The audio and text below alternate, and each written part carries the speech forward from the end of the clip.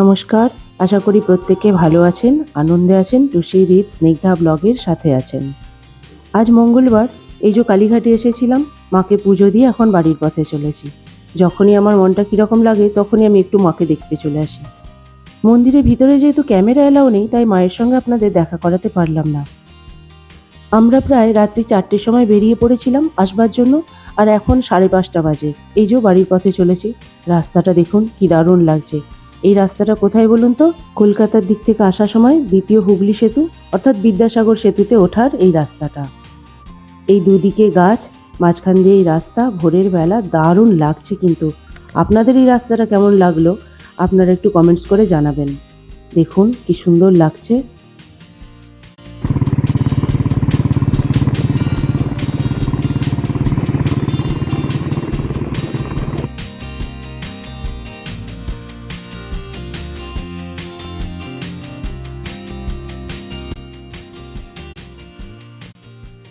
বাড়িতে আমরা অনেকক্ষণ চলেও এসেছি।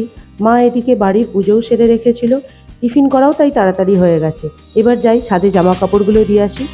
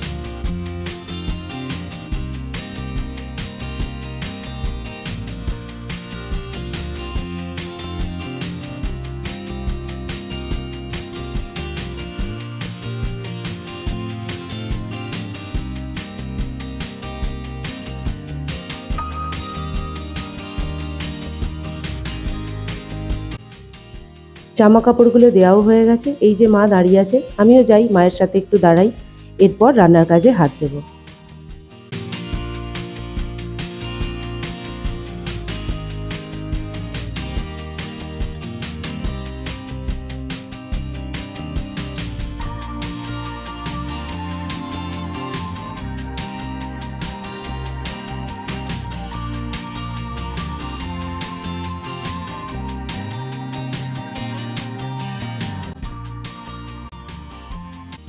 চলে এসেছি এবার রান্নাঘরে, নিত্যদিনের মতোই। আজ আর বেশি কিছু রান্না করব না, সম্পূর্ণই নিরামিষ। আজ এমনিতেও নিরামিষ, মঙ্গলবার বলে। তাই একটু বেগুন ভাজা করে নেব মশলা দিয়ে, আর তার সঙ্গে করে নেব বাঁধাকপির তরকারি আর রুটি। মশলা বলতে বেশি কিছু নয়, ওই নিত্যদিনের যা মশলা হয়, নুন, হলুদ, লঙ্কা গুঁড়ো, সামান্য একটু জিরে গুঁড়ো, আর হ্যাঁ, এর সাথে দিচ্ছি চালের গুঁড়ো, যাতে মশলাগুলো বেগুনের গায়ে বেশ ভালো করে আটকেও থাকে, আর ভাজবার সময় তেলটাও কম টানে এতে করে, আর খেতেও বেশ অন্যরকম একটা টেস্ট দেয়। জানেন, আমরা এইরকম খুব বেশি হলে 10 দিন ছাড়া ছাড়াই মাকে যাই একবার করে দর্শন করে আসি। মাকে দর্শন করলে দেখেছি কোনো কিছু সমস্যা সামনে এলে সেটা যেন কোথায় দিয়ে কেটে যায়।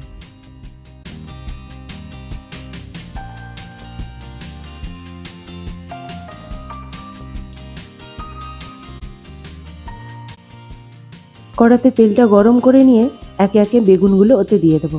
তখন বেগুনে মশলাটা মাখাবো বলে ফোনটা একবার রেখে দিয়েছিলাম। এই যে বেগুনগুলোকে একে একে তেলের ওপর শুইয়ে দিয়েছি। এবার ওরা ওদের মতো আনন্দে নাচতে থাকুক, আমি আমার কাজগুলো সারতে থাকি।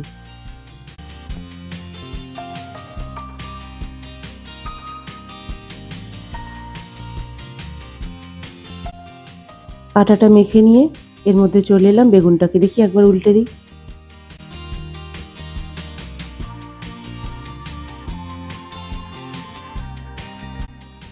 এই যে দেখুন, বেগুনগুলোর গা বেশ সুন্দর লাল লাল হয়ে গেছে, তবে আরও একটু ভাজবো, তারপর তুলে নেব।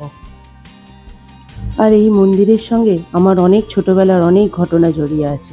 সব কথা তো বলা যায় না, কিন্তু অনেক ভালো ভালো স্মৃতি মায়ের সঙ্গে জড়িয়ে আছে। আর এই মন্দিরেই আমাদের বিয়েও হয়েছিল। মা মানে মা কালীর কথা বললাম।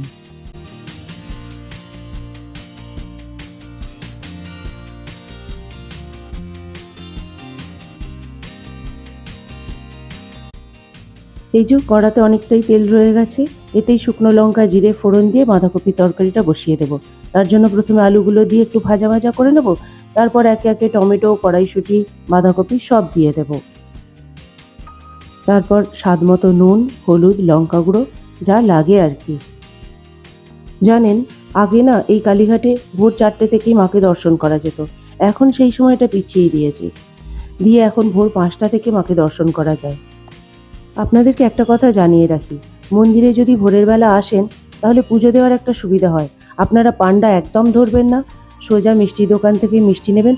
মিষ্টি মানে ওই তো প্যাড়া, মিষ্টি নিয়ে মাকে দর্শন করে নিজের মতো করে পুজো দিয়ে চলে আসবেন। আর একটা ইনফরমেশন দিই, এই মিষ্টির দোকানগুলোও আপনাদের নানা রকমের জিনিস গছিয়ে দিতে চায়। একদম নেবেন না, আপনারা যেটুকু দিয়ে মাকে পুজো দিতে চান সেটুকু জিনিসই নেবেন। আর একটা কথা, এখন যেহেতু মন্দিরে সংস্কার কাজ চলছে, তাই অবশ্যই মিষ্টির দোকান থেকেই জেনে নেবেন কোন গেটটা খোলা রয়েছে, কোন দিক দিয়ে সেইখানে যাবেন। মূল মন্দিরে ঢোকার 4টি দরজার মধ্যে এখন একটি করেই মাত্র খোলা থাকে, অন্যগুলি বন্ধ থাকে।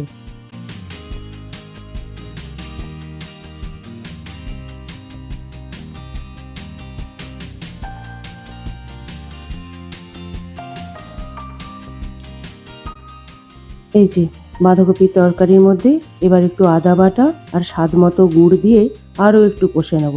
কষে নিলেই ব্যাস, বাঁধাকপির তরকারি একেবারেই কমপ্লিট।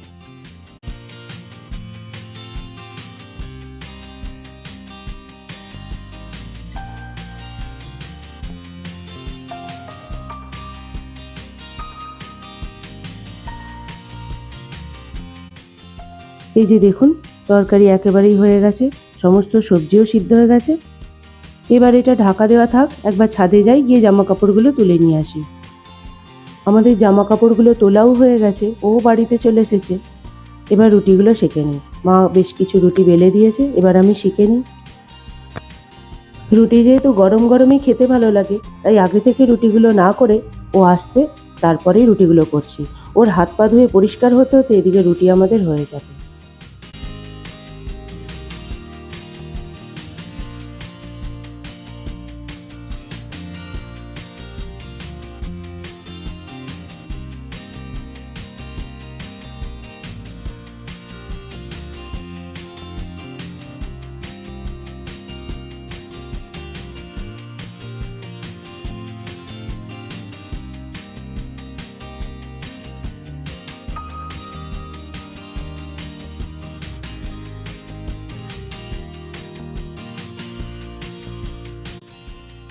এই যে রুটিগুলো করে নিচ্ছি, রুটিগুলো দেখুন বেশ সুন্দর ফুলে যাচ্ছে। এরকম ফোলা ফোলা রুটি তো ভালো লাগে বলুন।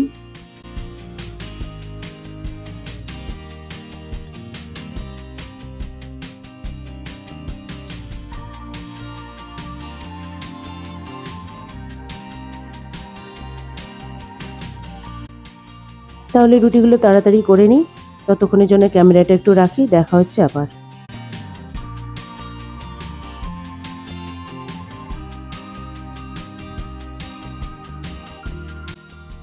এই যে খাবার বেড়ে নিচ্ছি, আমরা এবার খাওয়া দাওয়া সেরে নেই। আপনারা ভালো থাকবেন, আনন্দে থাকবেন, চ্যানেলটিকে সাবস্ক্রাইব করে আমাদের পাশে থাকবেন। দেখা হবে পরের একটি ব্লগে, ততক্ষণের জন্য টাটা, বাই।